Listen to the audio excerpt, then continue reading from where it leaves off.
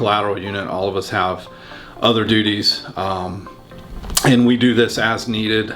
We meet periodically to either update or maintenance radios or any of the tech equipment involved with radios, and try to stay up to speed on, like I said, the changing technology, installing antennas, repairing antennas, updating firmware in the radios we can do.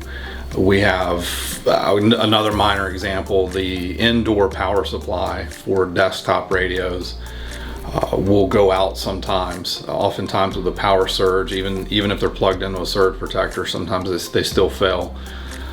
Replacing those can cost a couple $100, but we're able to actually open them up and replace a couple of key parts or a key part that cost about $1.50 or $2.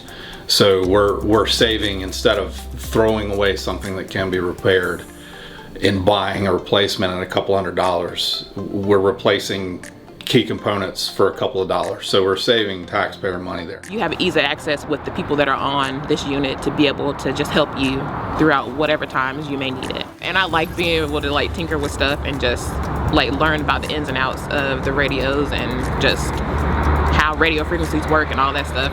All of the things that go into the radios doing what they need to do. The state radio network, it's called the Viper system, is requiring everyone who has access to Viper or needs access to Viper to have TDMA capability. Without that TDMA capability, we would not have access to the Viper network, which is vitally important for us. I was here, obviously, in 2018 when we had Florence, and we had an unplanned loss of communications. The 911 center experienced some damage as a result of the storm, but there were contingencies for that they had planned for. There were dispatchers that were out of town. I believe they were up in Raleigh. So we were able to, I say we, I mean really the 911 center was able to route calls to those dispatchers out of town, and we were able to communicate with them out of town using this Viper network. And it's a radio channel, the Viper channels. We're assigned certain radio channels that we can use, and we're able to talk throughout the state. Recently, the city approved a purchase of over 800 radios for us, cars and portable radios.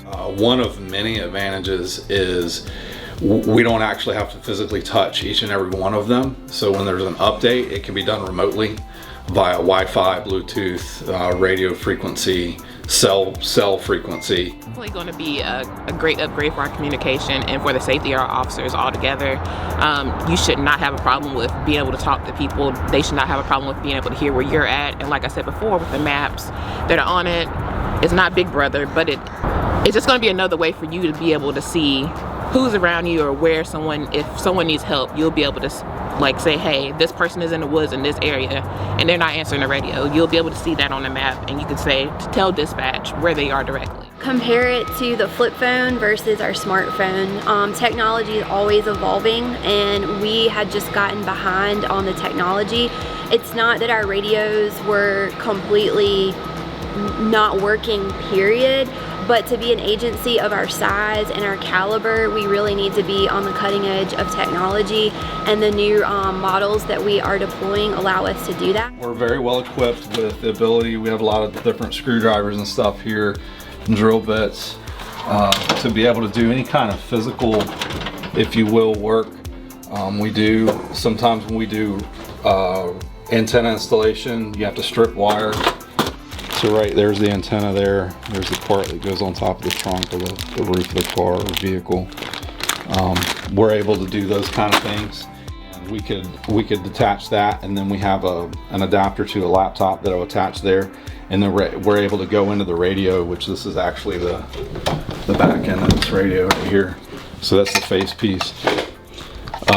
We're actually able to program the radio that way, but like I said, with this new radio system, we're able to do that remotely. So we're not even having to go in to people's cars and attach our computers to them. This is one of those collateral duties you see within the police department, where we're serving those that serve the community.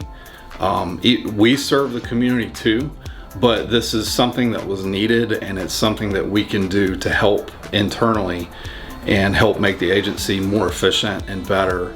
And yeah, I mean, so if you get into law enforcement to help others, which is the main reason you get into public safety in general.